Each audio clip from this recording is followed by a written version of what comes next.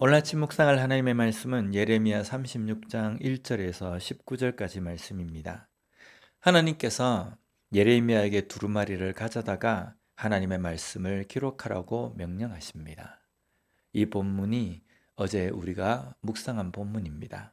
오늘 이 본문은 월요일에 묵상할 본문입니다.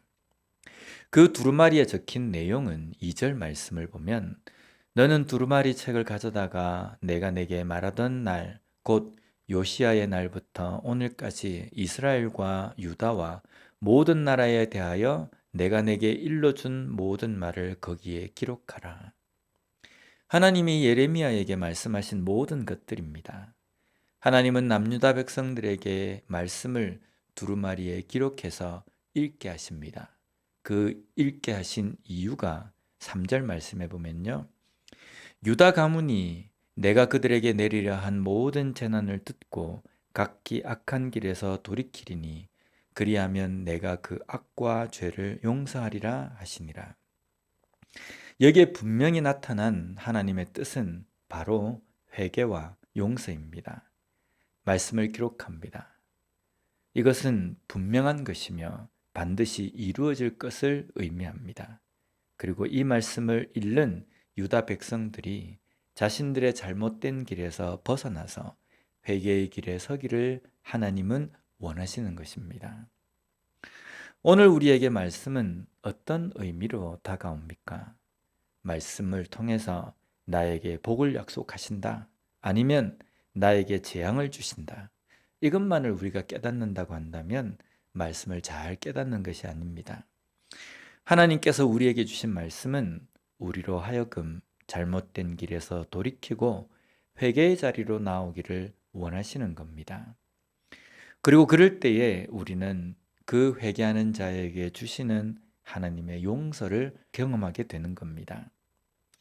하나님은 우리에게 재앙, 심판, 벌을 내리시기 위해서 말씀을 주신 것이 아님을 잊지 말아야 합니다.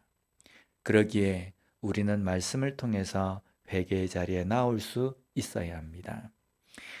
그런데 예레미야에게 말씀을 두루마리에 기록하라고 명령하실 때에 예레미야는 감옥에 갇혀 있는 상태였습니다.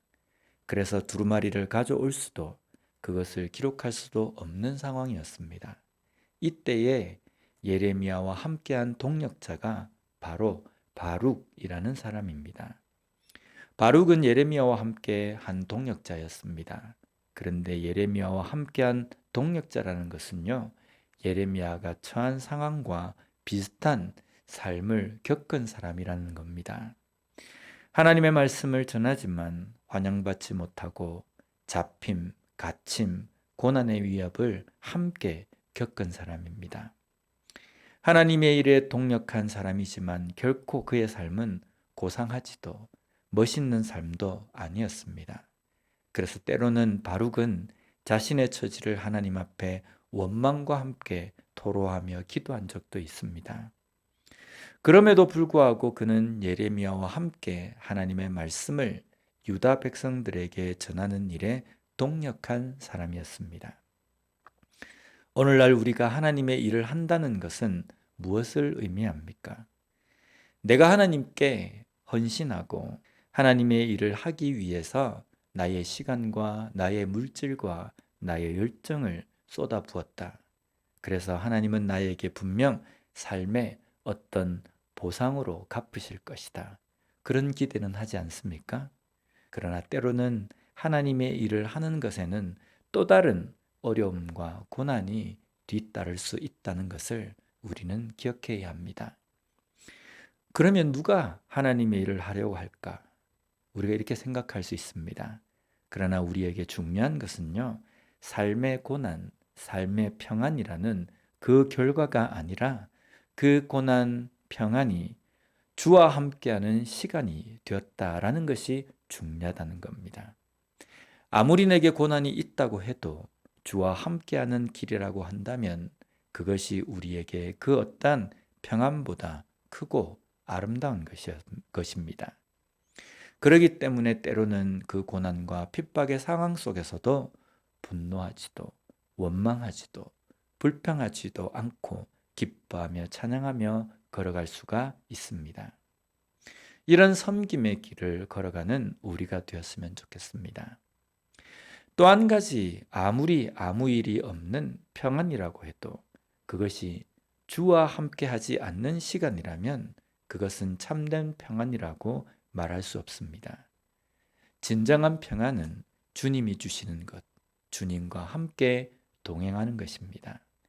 이런 믿음의 고백으로 오늘 우리의 삶에서 참된 동력, 참된 주를 위한 섬김의 길을 걷는 우리가 되었으면 좋겠습니다. 그리고 그러기에 어떤 고난, 평안의 상황에서도 오직 주와 함께함으로 참된 평안과 이김의 은혜를 경험하는 우리 모두의 삶이 되었으면 좋겠습니다. 기도하겠습니다. 하나님 아버지 감사합니다. 오늘 말씀을 통해서 동력, 섬김, 그리고 그로 인하여서 우리에게 주시는 고난, 평안의 의미가 무엇인지를 깨닫게 해주시니 감사합니다. 하나님, 참된 섬김을 통하여서 어떠한 상황 속에서도 주와 함께하는 그 시간이기에 고난과 힘든 상황 속에서도 기뻐하며 찬양하며 걸어갈 수 있는 우리가 되게 하여 주시고, 또한 주와 함께함으로 말미암아 평안의 그 시간을 걸어갈 때에도 자고하지도 교만하지도 않고 항상 겸손하게 주께서 주신 평안임을 감사하며 걸어갈 수 있는 우리의 삶이 될 수 있도록 주님 도와주시옵소서. 예수님 이름으로 기도드립니다. 아멘.